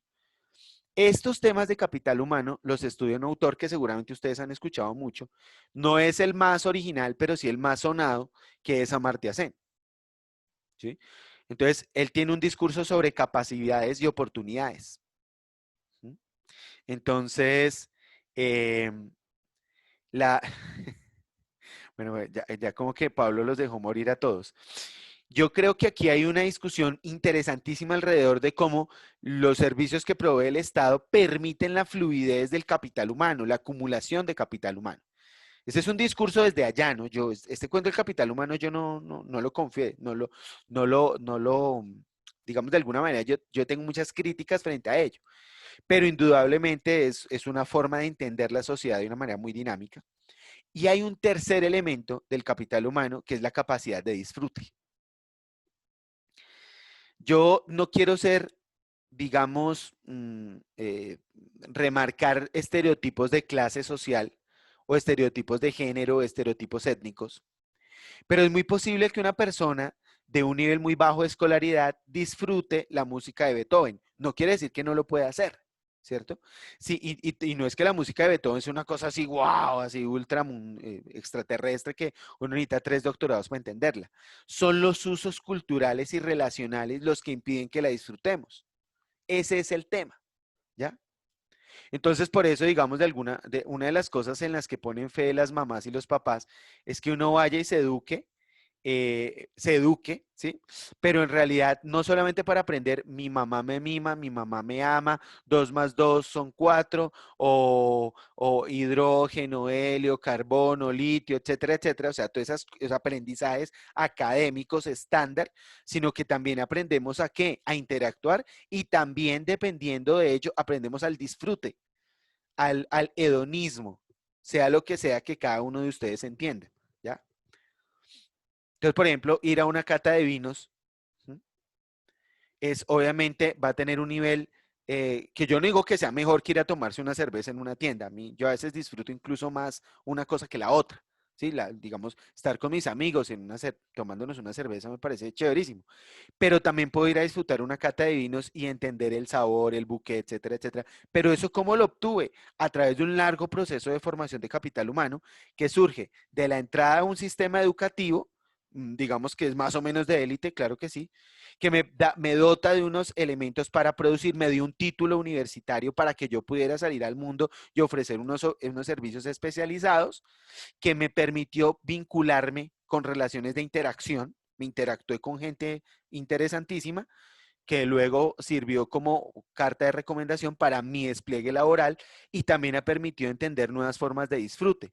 Eso son las condiciones que Amartya Sen pone como elementos de la libertad. Ojo que el discurso aquí es muy interesante, porque como todo esto está detrás de un discurso de gasto público, la pregunta es cómo utilizamos el gasto público para formar capital humano, ¿sí? Para proveerle a las personas esa capacidad de producir, interactuar y disfrutar y maximizarla. Ese es un debate pues que yo no quiero amplificar en este momento porque tiene de ancho y de largo todo lo que ustedes quieran, pero es bien interesante enfocarlo desde esa perspectiva. También está el capital social, que este tiene otro rollo que me parece chévere, que es el funcionamiento de la sociedad mediante instituciones, reglas de juego y garantías básicas. Entonces, una institución es una práctica social, ¿cierto? Establecida de manera formal o informal, ¿vale? Y que todo el mundo sigue para facilitar la conexión entre los sujetos. Me explico. Una institución básicamente es, digamos, una estructura de comportamiento racional que puede ser formal o informal. Entonces, cuando hablamos de lo formal, por ejemplo, decimos el matrimonio es una institución, ¿cierto? La unión de un hombre y una mujer desde una perspectiva muy clásica, o de 2 personas del mismo sexo, ¿sí? Que se unen para vivir debajo del mismo hogar y construir un patrimonio, etcétera, etcétera. Entonces decimos que el matrimonio es una institución social. La religión es una institución social.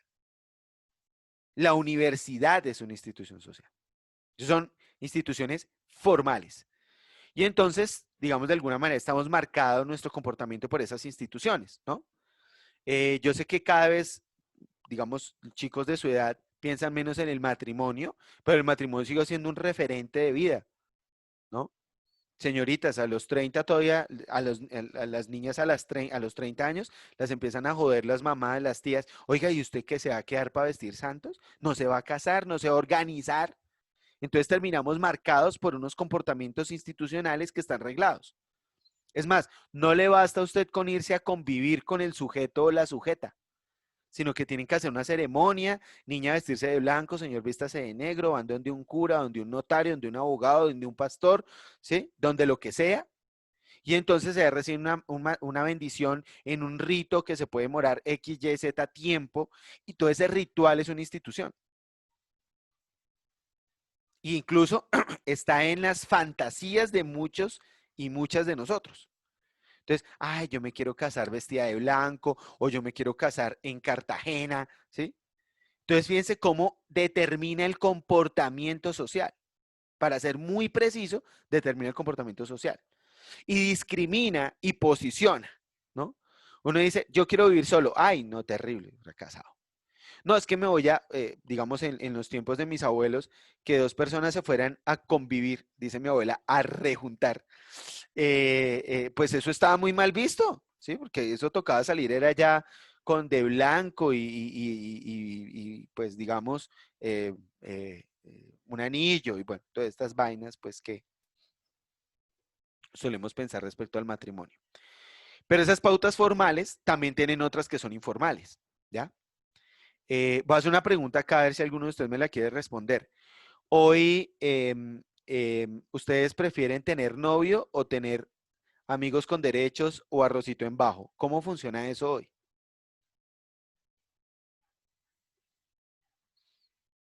Señoras, señores, revelen sus más profundos secretos.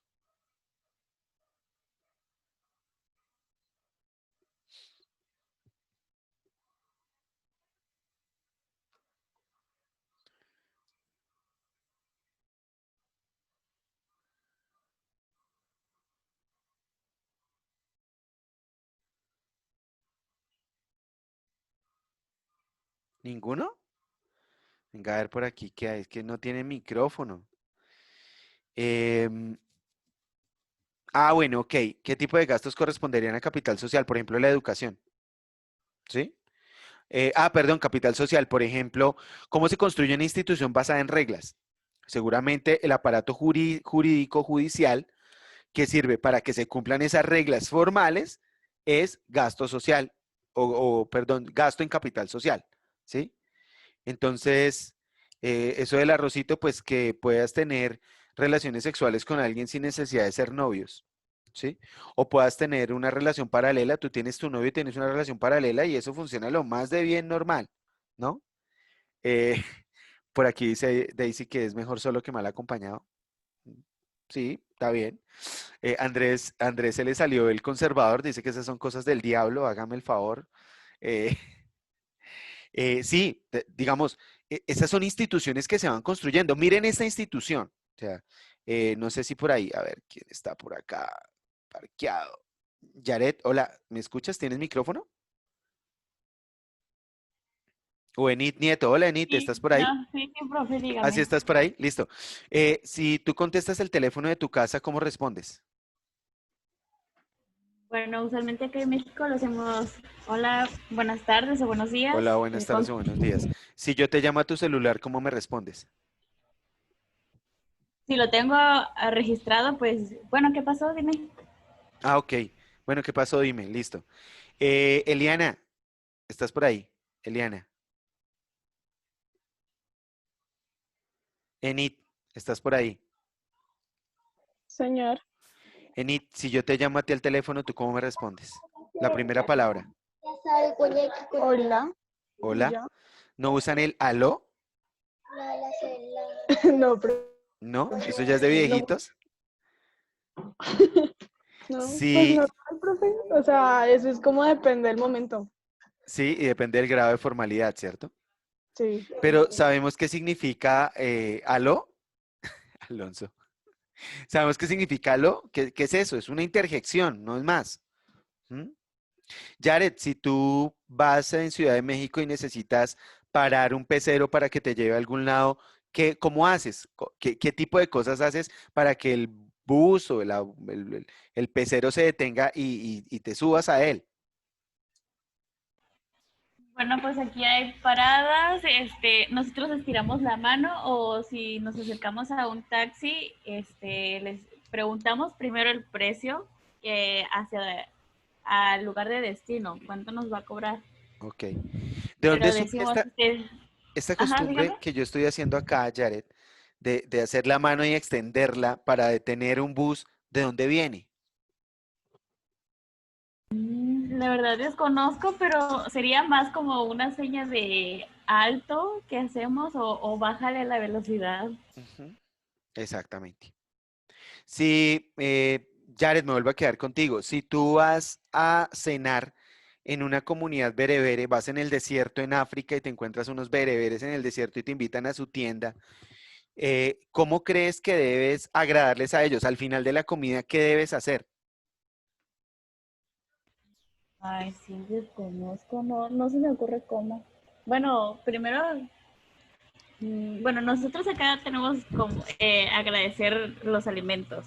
Sí, muchas Eso gracias, fue, muy amable, muchas ¿cierto? gracias. Ajá. Listo. Pero ¿sabes qué tienes que hacer en una comunidad berebere? Eructar. De hecho, tu anfitrión tiene que oler el eructo, ¿vale? Y a nosotros nos parece grotesco, o sea, ¿qué tal uno? Muchas gracias. Y pues eso nos parece grotesco. Yo no lo haría en mi casa, ni en tu casa si tú me invitaras. Y creo que tú no lo harías si yo te invitara a la mía, ¿verdad? Pero si fuéramos a una Claro, porque comunidad sería berebere, algo irrespetuoso. claro, aquí lo consideramos irrespetuoso, pero allá lo que es irrespetuoso es que tú no eructes. Ay, gracias. Uy, no te gustó la comida, ¿cierto? Y te miran mal y te echarán. Entonces, noten ustedes que esas instituciones son mecanismos que nos permiten, digamos de alguna manera, entendernos rápidamente poder desarrollar órdenes, porque coordinar individuos es difícil. Si yo le extiendo la mano a un señor que viene en un taxi para que me pare, ¿sí? Si yo le hago otra seña, si yo le hago así, por ejemplo, pues él no me va a parar, ¿sí? Si yo le hago así, pues, ¿sí? No va a parar. Entonces, fácilmente nos comunicamos en lenguajes, en instituciones, ¿sí? Modelamos nuestra vida a partir de instituciones. Eso es la importancia de las instituciones formales e informales. Y la pregunta que se hacía acá hace un momento es, bueno, ¿y el gobierno para fortalecer las instituciones en qué gasta? Pues, por ejemplo, a mí se me ocurre, vuelvo e insisto, en el tema judicial, ¿no? Porque, digamos, si yo quiero que un juez me case, pues tiene que haber, pues, digamos, alguien que le pague la plata al juez o al notario, tiene que haber una función pública que dé cuenta de esa necesidad de casarme con alguien. Si yo quiero, digamos, no sé, em, em, por ejemplo, la familia, ¿no? La familia, que aparentemente es un tema tan moral y tan ético, en realidad es una construcción institucional. La defensa de la familia también es parte de las funciones del Estado, por ejemplo. Y el ICBF es una institución que está encargado de defender la familia. Ahora la pregunta es, ¿cuál familia? Eso, pues digamos, es otro debate. Si es la familia de papá, mamá y dos lindos y preciosos niños, o si es la familia de mamá con sus hijos, papá con sus hijos, o la abuela con sus nietos, o la tía con sus sobrinos, ¿sí? O los dos papás con un niño, porque las familias son múltiples y entonces la pregunta sobre qué tipo de familia defender siempre pasa por una discusión del Estado. Fíjense que nosotros en Colombia, no sé en México, y no sé si hay alguien de otro país aquí, pero en México hay una discusión sobre la familia que posiblemente es igual a la que hay en Colombia. ¿Los homosexuales pueden adoptar niños? ¿Sí?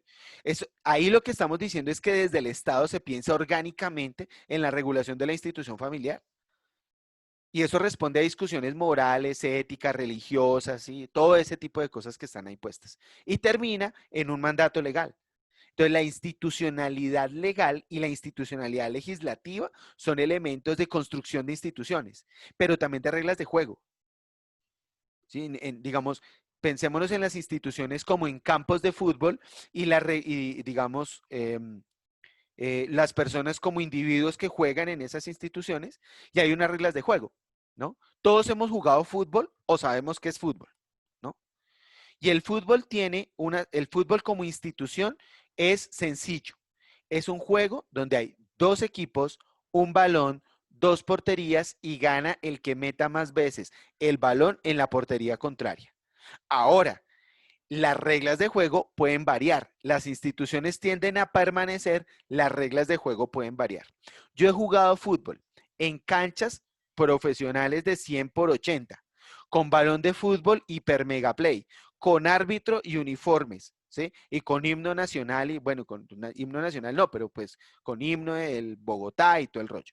Yo he jugado partidos así, pero también he jugado con una pelota hecha con, digamos, con plásticos amarrados unos dentro de otros, donde las canchas son las partes de abajo de las sillas y donde los equipos no tienen uniformes que los diferencian y no hay árbitro.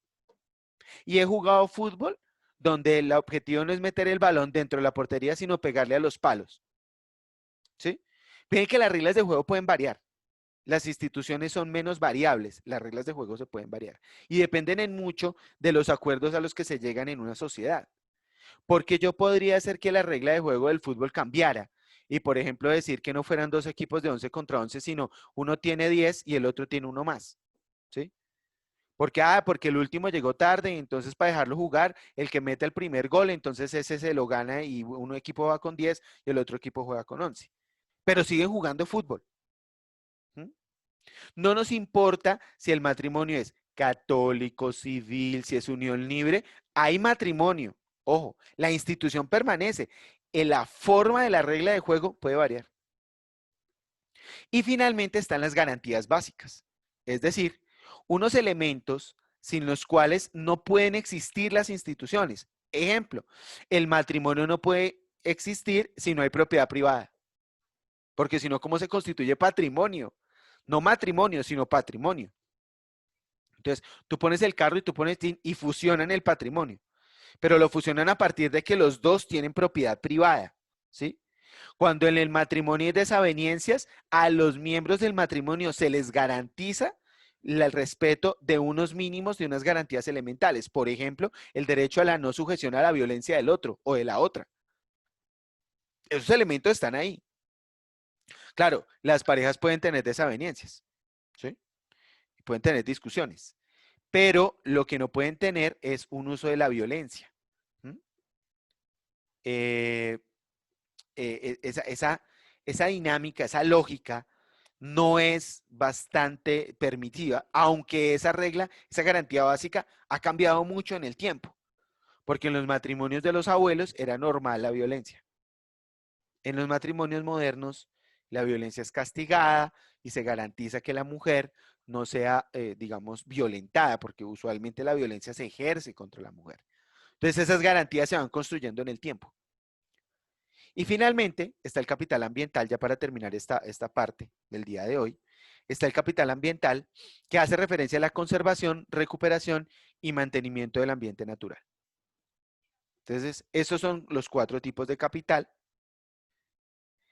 La clasificación del presupuesto por modalidades de formación de capital permite mirar su composición e impacto en función del bienestar y del desarrollo. Porque, ¿qué dijimos? Que el gasto crea capital, ¿sí? Que el gasto público se orienta a la creación de capital y por ende, si yo creo mucho capital, pues el bienestar y el desarrollo pues son mucho mayores. ¿En qué se caracterizan las naciones a las que nosotros llamamos desarrolladas? Vaya, mírele su infraestructura básica.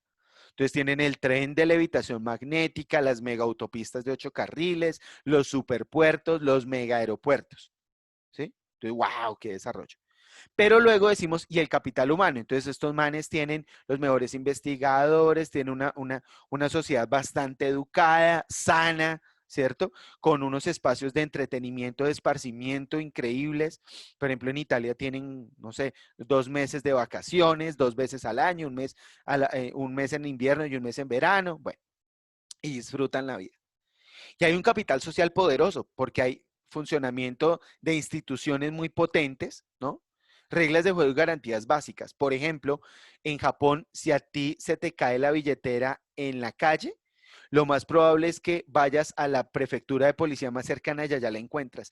Hay un profundísimo respeto por la propiedad del otro, que no es lo mismo que llamar propiedad privada. Propiedad privada es cuando yo pienso en mi propiedad, cuando el principio es soy yo y mi propiedad. En Japón existe un principio que es el respeto de las cosas del otro. no necesariamente las mías, sino las del otro. Entonces ahí se construye todo un juego institucional bellísimo, donde la gente sabe que hay unos comportamientos y hay unas, digamos, unas pautas de comportamiento racional. Dice Juliet que en Canadá también, seguramente, ¿sí? ¿Qué pasa si a ti se te cae la billetera en Bogotá, en el centro de Bogotá?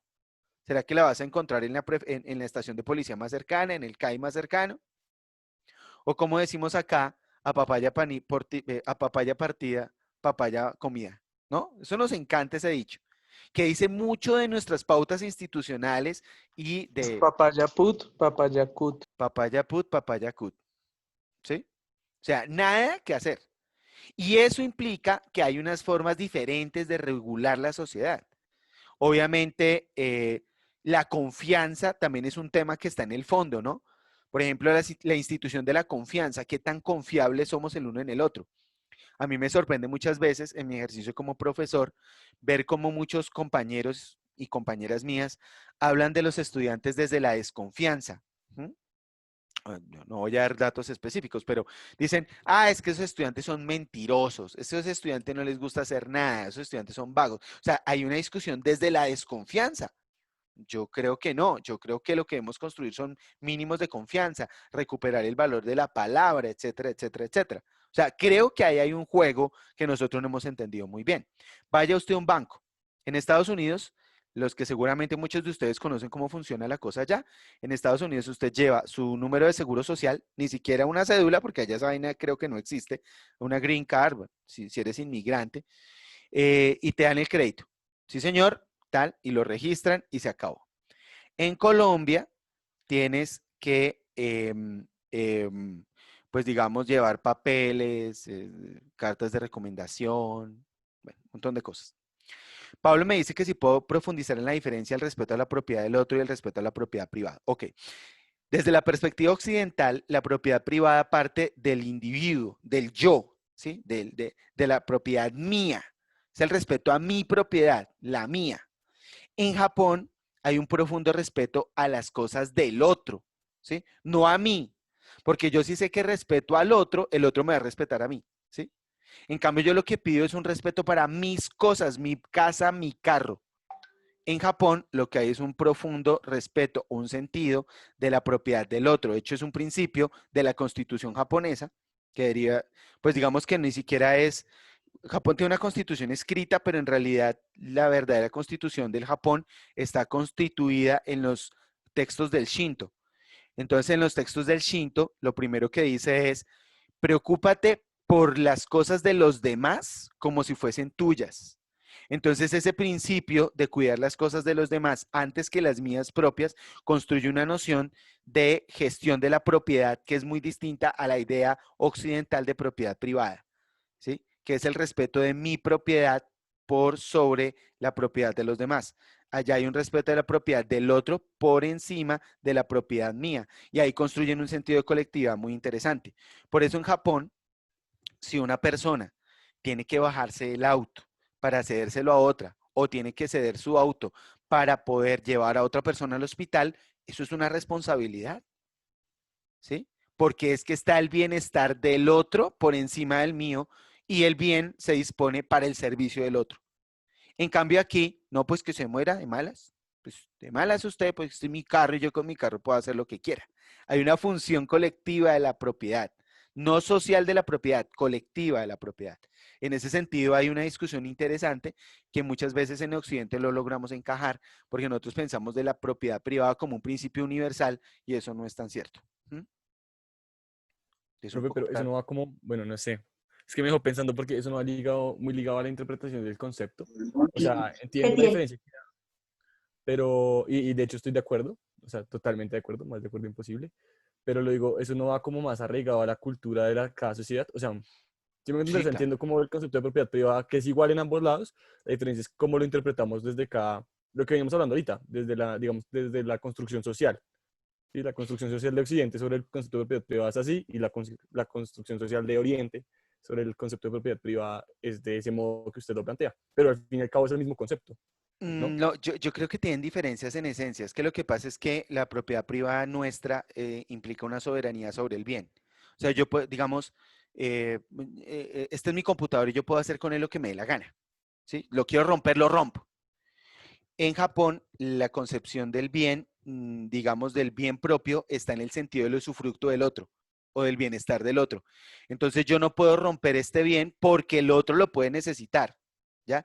Yo no puedo maltratar esto porque el otro lo puede utilizar, ¿ya? O sea, hay una relación de cuidado con el otro, de relacionamiento con el otro, y en esa se construye una visión de propiedad privada que, digamos, los occidentales no hemos sabido interpretar y entender muy bien, ¿ya? Claro que las cosas se compran y se venden y se intercambian y hay mercados de valores y hay mercados de autos y hay mercados de todo tipo de cosas. Pero, por ejemplo, digamos el principio de maximización de la utilidad que se fundamenta como criterio del capitalismo en Occidente, tiene muchas variaciones en su perspectiva en Japón. No quiere decir allá que no haya empresas capitalistas. Claro que hay empresas capitalistas, pero allá hay otros principios para la generación de la utilidad. Por ejemplo, eso que vinimos a conocer en Occidente como responsabilidad social corporativa, en Japón lo conocían hace años, ¿sí? Y entonces la idea es que la empresa no pueda hacer ganancias por encima de sus trabajadores. Eso ha generado todo un tipo de discusiones, de debates éticos, morales, etcétera, etcétera, etcétera, que a nosotros nos fueron llegando lentamente a través de muchas de las modas administrativas, ¿no? Como el Kaizen, los círculos de calidad. Nosotros hicimos círculos de calidad, pero nunca entendimos la profunda reflexión sobre la solidaridad que existe en un modelo de trabajo como el que tienen en Japón, sino que simplemente pensamos que hay unos equipos de trabajo concentrados en analizar temas, pero se nos olvidó el contexto. Entonces, digamos, posiblemente le podamos llamar ambas cosas propiedad privada, sin duda, pero el tratamiento que recibe ese concepto es diferente en ambas sociedades. Y posiblemente haya sociedades mucho más diferentes. Solamente yo me sé el caso de Japón, pero pueden haber sociedades muy diferentes en ese sentido. Lo importante es cómo construyen fluidez de sus sistemas relacionales, ¿no? Entonces, por ejemplo, Pedro, una pregunta. Hermano, ¿me presta 1.000.000 de pesos? Si los tiene, ¿usted me los prestaría?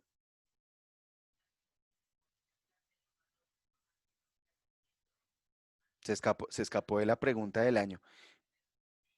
¿Me preguntas a mí o...? Sí, Pablo.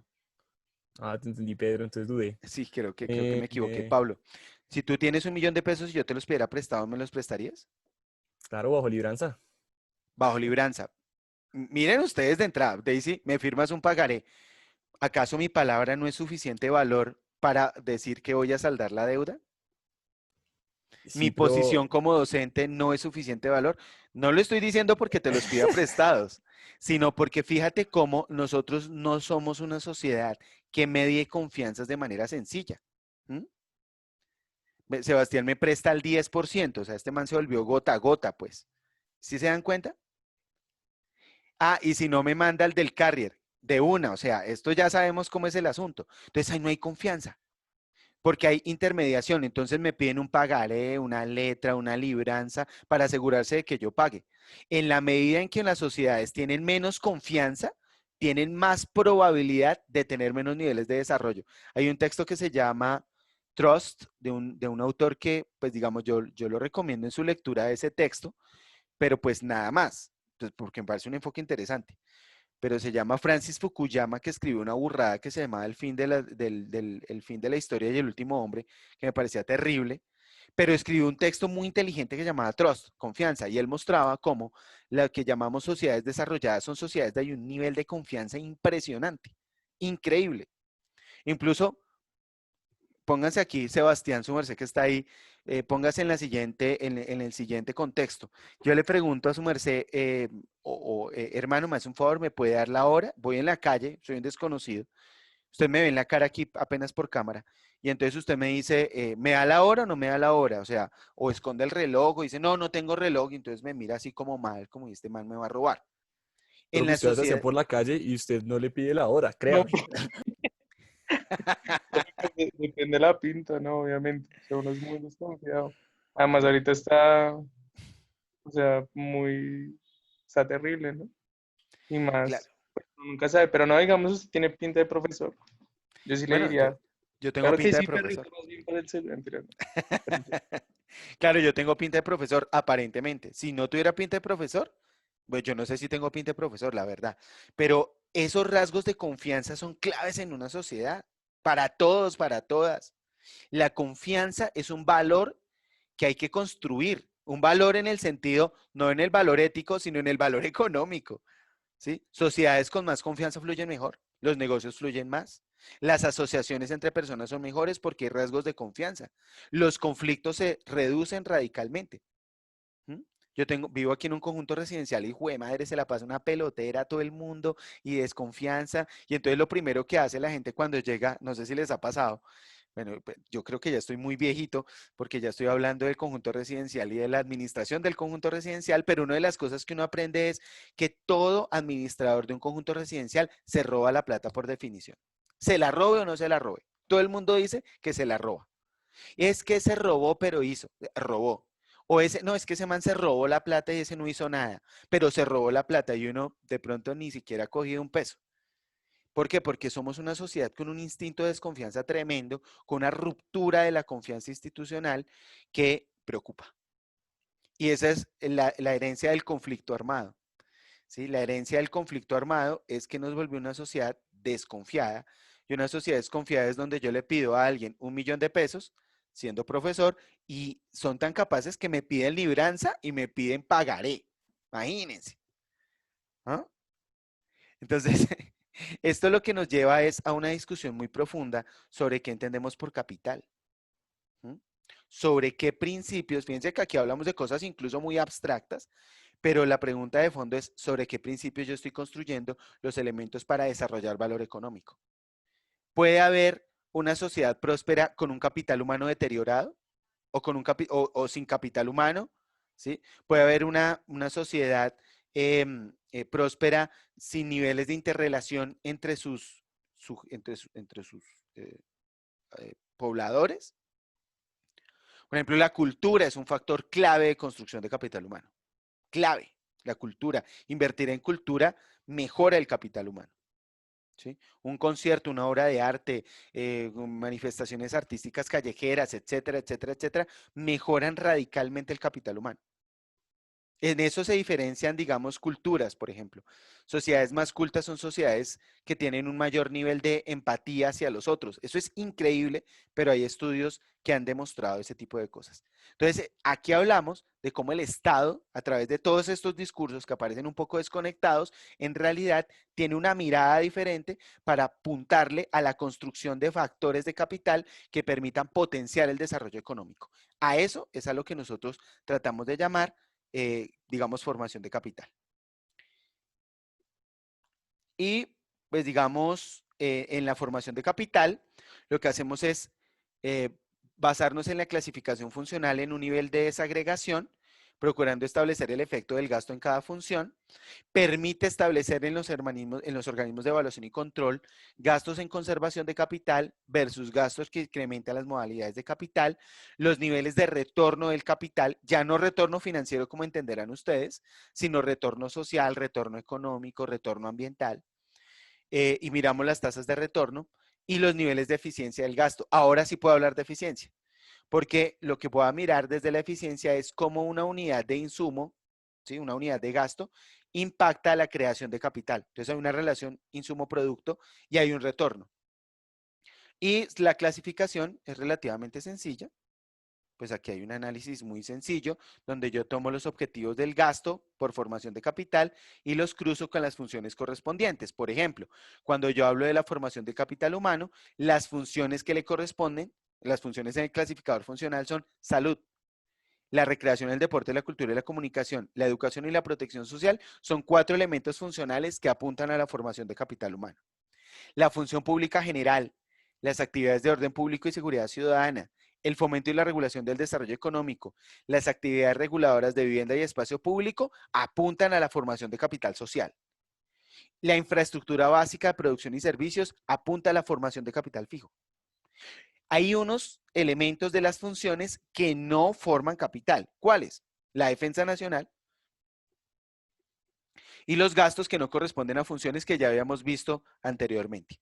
Entonces, esta es otra forma de hacer análisis cruzados entre los objetivos de gasto por formación de capital y la formación o los objetivos de gasto por formación o por gastos funcionales. ¿Listo? Creo que hasta acá vamos hoy. Nos queda una parte sobre clasificadores institucionales, sobre clasificadores de gasto social y sobre las posibilidades infinitas que podemos obtener de distintos trazadores presupuestales para clasificar distintos tipos de orientación del gasto.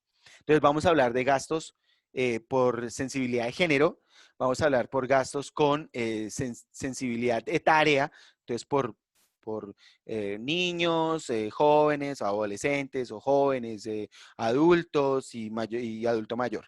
Entonces, ahí también hay intereses porque las políticas públicas necesitan identificar hacia dónde direccionan el gasto y cada vez son más complejos los sistemas de registro que se le exigen a la contabilidad presupuestal para revelar distintos tipos de realidades, digamos, de realidades institucionales que son importantes de debatir. Bueno, entonces no sé si hay alguna duda, pregunta para poder terminar la sesión de hoy.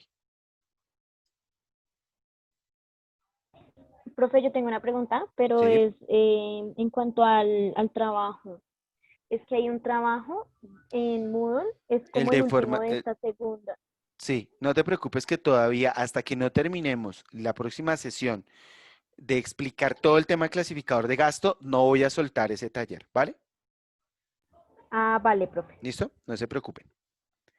Entonces, damas y caballeros, que tengan una feliz noche. Nos hablamos el día lunes. Cuídense bastante. Y que tengan un feliz resto de semana, ¿vale?